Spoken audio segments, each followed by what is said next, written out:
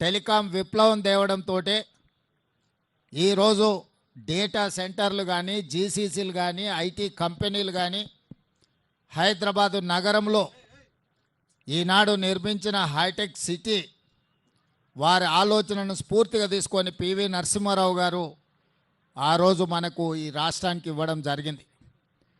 నేదురుమల్లి జనార్దన్ రెడ్డి గారు ఉన్నప్పుడు ముఖ్యమంత్రిగా పునాది రాయి వేసి మొట్టమొదటిసారి హైటెక్ సిటీకి నాంది పలికినరు.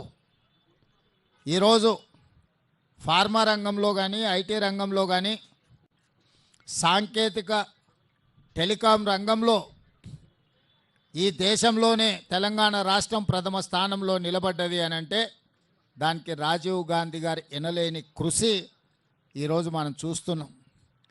స్థానిక సంస్థల్లో ఆనాడు రాజీవ్ గాంధీ గారు ఇచ్చిన మహిళా రిజర్వేషన్ ఆ స్ఫూర్తితో శ్రీమతి సోనియా గాంధీ గారు రాజ్యసభలో చట్టసభలకు మహిళా రిజర్వేషన్లు ఇవ్వాలి అని యూపీఏ చైర్పర్సన్గా బిల్లును ఆమోదించడం జరిగింది.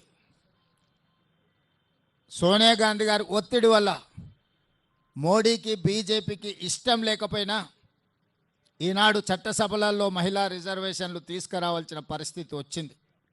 అందుకే ఈరోజు గొప్ప నాయకుడు స్ఫూర్తి ప్రదాత రాజీవ్ గాంధీ ఈనాటి యువతకు స్ఫూర్తిగా ఉండాలి.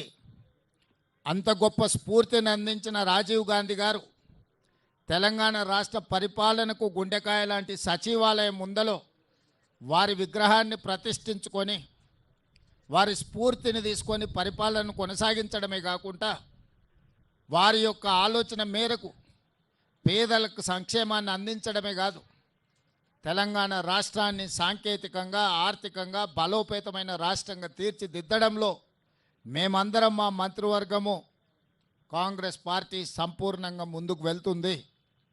వారిని ఆదర్శంగా తీసుకొని వారి విగ్రహాన్ని ఇక్కడ ప్రతిష్ఠించుకొని కోట్లాది మంది భారతీయ యువకులకు రాజీవ్ గాంధీ స్ఫూర్తిని ఈరోజు మనం నింపగలిగినము.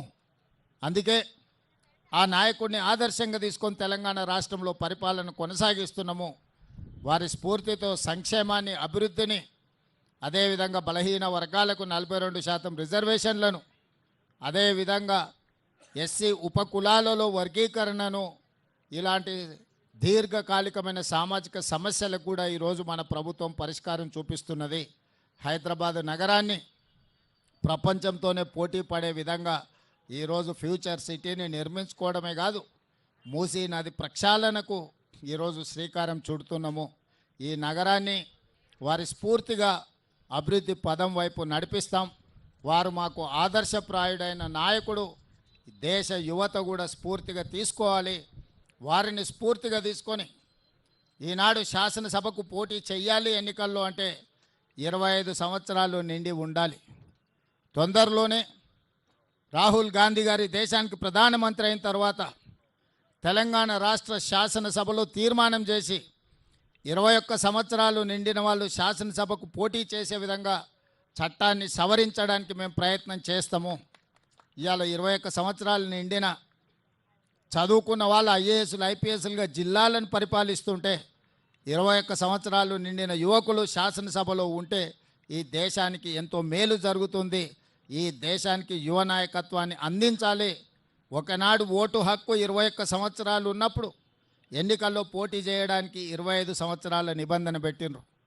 మరి ఈరోజు రాజీవ్ గాంధీ గారు ఓటు హక్కును 18 సంవత్సరాలకే తగ్గించినప్పుడు 18 సంవత్సరాలు ఓటేయడానికి హక్కు ఉన్నప్పుడు శాసనసభకు పోటీ చేయడానికి 21 సంవత్సరాలను నిర్ణయిస్తే యువ నాయకత్వాన్ని రాష్ట్రాలకు దేశానికి అందించవచ్చు.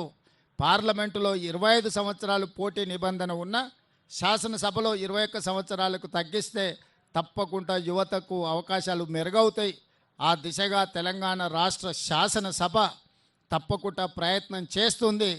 ఈ కలలన్నీ సాకారం కావాలి అని అంటే ఈ దేశానికి రాహుల్ గాంధీ గారు ప్రధానమంత్రి కావాలి.